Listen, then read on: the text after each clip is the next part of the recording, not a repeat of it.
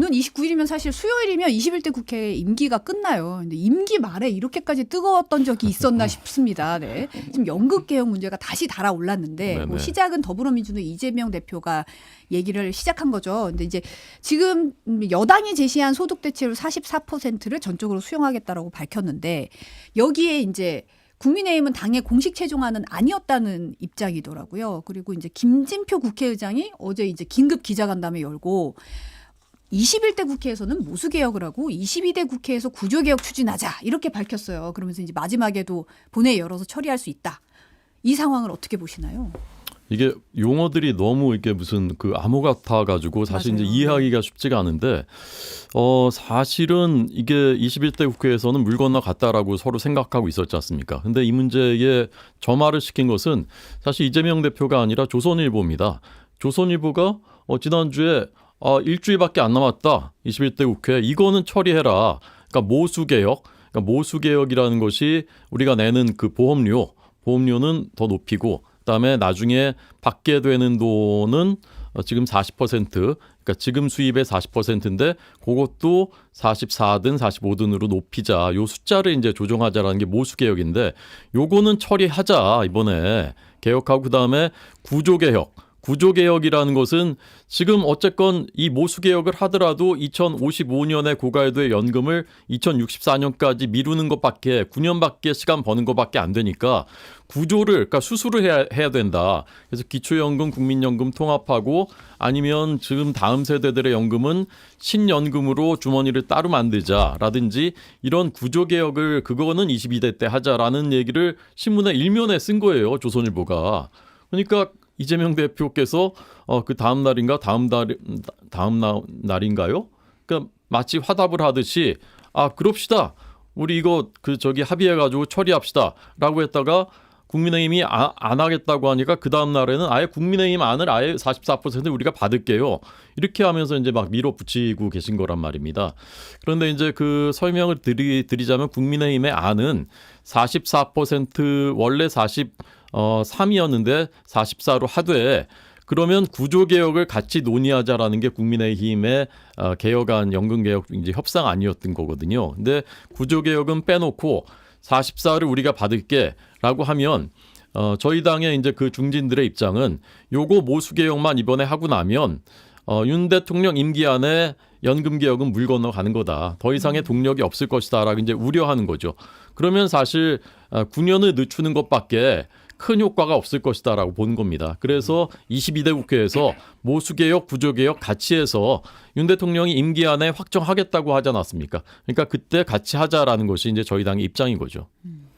그러니까 이런 것 같아요. 제가 이제 비유를 들어보겠습니다. 이게 모수개혁은 먼저 숫자부터 정해놓고 구조개혁 하자라는 거. 구조개혁은 예를 들면 이런 거예요. 지금 아이디어로 나오는 게 구연금하고 신연금하고 아예 연금을 분리해버리자. 미래 세대가 받을 연금하고 지금 세대까지 하는 거하고 분리하자. 아니면은 이게 이제 복지를 다 하는 거니까 기초연금 뭐 이런 것까지 통합해가지고 사회적 안전망을 좀 넓게 하자라든지 뭐 여러 가지 이런 것들을 하는 게 이제 구조개혁이고 모수개혁은 숫자를 이렇다면은 14% 소득 아니 13% 보험료율 뭐 45% 뭐 44% 소득 대체율 이런 거잖아요.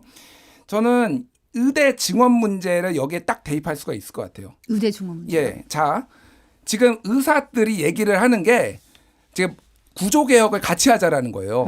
모수개혁만 하지 말고 의대 증원 2,000명만 하지 말고 자, 지금 수가가 이렇게 형편없으니까 이런 거 아니야라고 하니까 이거 뭐 구조개혁도 같이 하고 이거 조금 원점으로 돌려놓고 좀 같이 논의하자라고 하니까 지금 정부 여당에서 뭐라고 합니까? 지금 한시가 급하니까 2,000명 일단 증언해놓고 뒤에 구조개혁 하자라고 하고 있잖아요. 왜 여기에서는 이러고 저기에서는 저러죠? 그러니까 이게 말이 안 되는 게 제가 지금 굉장히 답답한 게 뭐냐면은 이 부분에 있어서는 100% 만족을 합니까 사람들이? 하기 힘들죠. 이건 누구도 만족 못해요. 어차피 이거는 정치적 결단의 문제입니다. 그리고 지금 거의 44와 45였다가 여기 지금 좁혀진 거잖아요. 43, 45였는데 44로 한 거잖아요. 22대 가면은 이게 그럼 좁혀지고 뭐 할 수 있을까요? 어쨌든 누군가는 또 반대하고요. 누군가는 만족을 못합니다. 어떤 사람은 재정 건전성을 강조하는 사람들이 이제 뭐 천하람이라든지 이제 유승민이라든지 이런 분들이 있는 거고, 어떤 사람은 야 소득 대체율 다른 나라 지금 60%야 무슨 얘기야, 이거 요율 더 올리고 더 두껍게 줘야 돼라고 하시는 분들도 있어요. 민간 단체도 있고. 그러니까 이거는 어차피 안 됩니다. 그러면 이번에 하고 그러면 10년, 15년 뒤에 또 하면 되잖아요. 그러니까 이게 한 방에 모든 걸 해결하려고 하는 윤석열 정부의 이 욕심, 그리고 제가 그 욕심이 있으면은 본인들이 안을 내야죠. 자, 노동개혁은 본인들의 정부에 안이 있어요. 뭐 검찰을 동원하든 노동부를 동원하든 안이 있습니다. 교육개혁도 본인들의 안에 있어요. 교육부가 왔잖아요. 왜 이거는 국회에 넘기죠? 본인들의 안이 없어요. 지난 10월 31일 날 24가지 안을 국회에 넘깁니다. 그러니까 24가지 안을 넘긴다는 거는 아무런 안이 없다라는 거예요. 그거는 원래 계산은 다 합니다. 그럼 문재인 정부 때도 계산을 했는데 아무것도 안 했잖아요. 그럼 윤석열 정부가 다르면은 이 24가지 안 중에서 우리가 바람직하게 생각하는 거는 2개, 3개 정도는 넘겨줘야 되는데. 좀 추려야 되는데. 당연히 추려야죠. 근데 완전 무책임하게 니들이 국회를 존중합니다. 언제부터 국회를 존중했다고 갑자기 국회를 존중한 넘깁니까? 그리고 공론화위원회 열었어요. 그래서 공론화위원회에서 결국은 13% 50%가 나왔잖아요. 네. 그런데 이것도 못 받겠다라는 거예요. 그럼 공론화위원회를 왜 엽니까? 500명이나 들어가지고 세금 들어가지고 국민들한테 왜 물어봐요? 이게 국민들의 가장 민의에 지금 결정되는 거 아닌가요? 거기에서 그러면 13% 50%를 못 받으니 민주당에서는 13% 45%로 낮춘 거고 국민의힘은 13에서 43으로 했다가 44로 된 거잖아요. 그럼 이번엔 해야죠. 그러니까 제가 이거는 여당 야당의 그런 문제가 아니라 22대 가서 이걸 한다라는 보장이 있나요? 지금까지는 못 해오고 안 해오고 이렇게, 그리고 이번에 처음으로 요율을 올렸습니다. 9에서 13으로 올린 게 국민연금 역사상 최초예요. 그러니까 이렇게 의미 있는 거라면은 이번에 하는 게 맞습니다. 이게 뭐 이재명이 갑자기 들고 나와가지고 이재명의 길을 찔렸네 뭐 이런 얘기가 막 정치권에 있지만은 책임 있는 정부 여당이라면은 이거는 받고, 그러면 뭐 그 다음에 구조개혁하고 이번에 안 되면은 10년 뒤에 또 하면 되는 겁니다. 왜 이 정권 안에서 모든 거를 다 해결하려고 하죠? 네. 상대를 너무 공격하시다 보니까 좀 목이 좀 메시는 것 같은데. 원래 제가 이렇습니다. 하루 종일 지금 세 번째 방송이라서. 네. 예, 이 국민연금은 사실 이제 우리 미래 세대한테 이제 폭탄을 넘기느냐 안 넘기느냐 그 문제지 않습니까? 그래서 우리가 25년 동안 지금 내는 보험료를 안 올리고 있습니다. 1998년 이후에 9%로 고정돼 있는 거예요. OECD 평균이 18%입니다. 그러니까 이거를 그래도 13%까지는 올리자. 우리가 좀 더 내야 된다라는 거는 이제 여야가 이제 합의를 한 겁니다. 근데 이제 받을 돈은 그대로인데 돈만 더 내자 그러면 이제 국민들이 싫어하시니까 이거를 이제 44나 45로 현재 40에서 올리자라는 이제 그 문제 1% 또는 2%를 놓고 서로 이견이 있는 것이거든요. 자, 근데 좋습니다. 이거는 해야 되는 겁니다. 모수 개혁은. 근데 이게 말하자면 언발의 오줌 누기라는 거예요. 이렇게 해도 워낙 지금 재정이 빨리 고갈되고 있기 때문에 2055년에 고갈될 재정을 2064년으로 미루는 것에 불과하다는 것이거든요. 그래서 이번에 이 얘기가 나왔을 때 연금개혁에 대해서 공론화가 됐을 때 구조개혁을 해야 된다는 거예요.